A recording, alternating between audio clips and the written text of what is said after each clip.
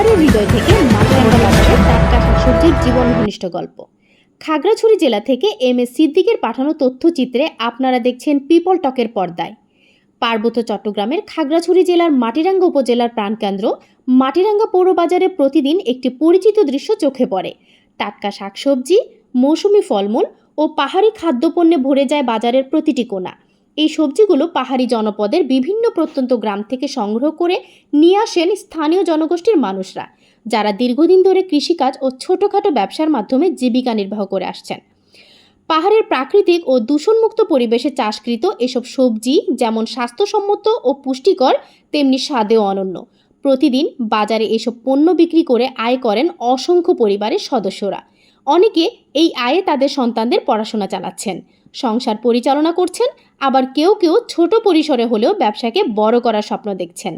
এভাবে স্থানীয় উৎপাদন ও সরবরাহ ব্যবস্থার মাধ্যমে শুধু ব্যক্তি বা পরিবার নয়, বরং মাটিরাঙ্গা উপজেলার ক্ষুদ্র অর্থনীতিও ধীরে ধীরে এগিয়ে যাচ্ছে। শহরের ভোক্তারা পাচ্ছেন নিরাপদ খাদ্য, আর সরবরাহকারীরা পাচ্ছেন সম্মানজনক উপার্জনের পথ।